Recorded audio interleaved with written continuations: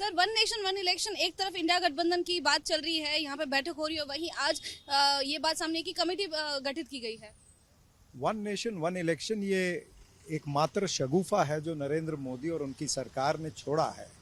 ये भारत की जनता को एक भ्रम फैलाने के लिए, ध्यान भटकाने के लिए एक उन्होंने जरिया बनाया है।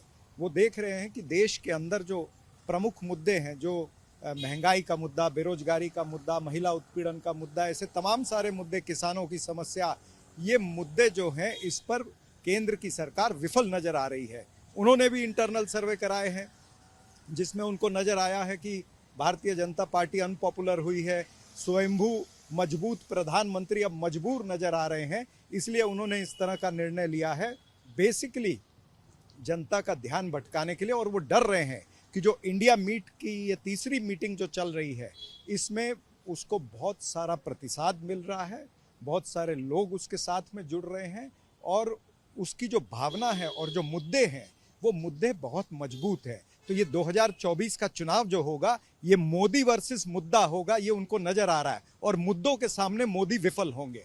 हालांकि देश के हित के हिसाब से अगर हम बात करें तो वन नेशन वन इलेक्शन, क्या ये सही है आम जनता के लिए, या फिर जो अब तक इलेक्शन जिस तरह से होते आ रहे हैं वो सही है?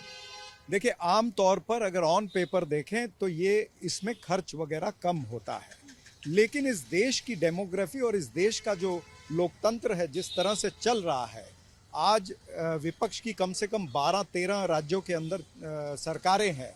कोई सरकार 2 साल पहले बनी है, कोई सरकार 1 साल पहले बनी है, तो इसमें बहुत सारे टेक्निकल मुद्दे हैं जो मेरे ख्याल से जो कमेटी गठन की है उसको ये सारे टेक्निकल मुद्दे जो है उसका अध्ययन करना पड़ेगा, स्टडी करनी पड़ेगी। और इसके बावजूद भी उन राज्यों की, विपक्षी राज्यों की इजाज़त भी होनी चाहिए, उनकी मान्यता भी होनी चाहिए। तो इसमें बहुत सारी टेक्निकल अड़चने हैं। ईवीएम जो है, भारी मात्रा में ईवीएम लगेंगी, क्या इतनी ईवीएम कितने समय में और तैयार होंगी, पुलिस की यंत्रणा कितनी और ज़्यादा पुख्ता लगेगी, ये बहुत सारी चीज़ें हैं। तो मात्र ये कह देना कि वन नेशन वन इलेक्शन, ये मुझे लगता है लार्जली एक भ्रम फैलाने के लिए करा गया है। और जो देश का ध्यान महंगाई, बेरोजगारी, महिला उत्पीड़न के मुद्दों पर जा रहा है, जिसमें नरेंद्र मोदी विफल है, उससे ध्यान भटकाने का ये मात्र एक तरीका है। इंडिया की आज इंडिया गठबंधन की आज बैठक होने जा रही है, लोगों सामने आएगा कि नहीं, यही बड़ा सवाल है। 10:30 बजे का समय दिया गया था कि 10:30 बजे तक लोगों आएगा, रिवील होगा, लेकिन अब तक आया नहीं। लोगों मेरे ख्याल से शाम तक रिवील होगा। उसमें कोई चीज़ दुरुस्ती अगर किसी ने सुझाव दी है, 28 पार्टियों का ये गठबंधन है, तो उसके ऊपर काम हो रहा है। इसी मुद्दे को लेकर जो बीजेपी है उनका आरोप है कि इंडिया गठबंधन में जितने भी पार्टीज हैं वो कहीं ना कहीं आपस में लड़ेंगे और जो उनकी यूनिटी है वो टूट जाएगी, और बस ये कहने की बातें हैं कि गठबंधन साथ में है और चुनाव लड़ा जाएगा। तो इसे आप किस तरह से देखते हैं, क्या यूनिटी है 28 पार्टियों के बीच?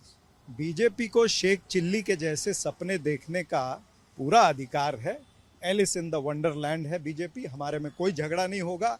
हमारे अंदर लोकतंत्र जिंदा है। हमारे अंदर मतभेद हो सकते हैं, मनभेद नहीं है। हमारा लक्ष्य एक है कि देश के अंदर जो प्रमुख मुद्दे हैं, जनता से जुड़े हुए मुद्दे, उसके लिए विपक्ष को लड़ना है। उसके लिए विपक्ष एकत्र है। ये लोकतंत्र है जिसमें चर्चा होती है। नरेंद्र मोदी के जैसे ठोकतंत्र नहीं चल रहा है इंडिया में।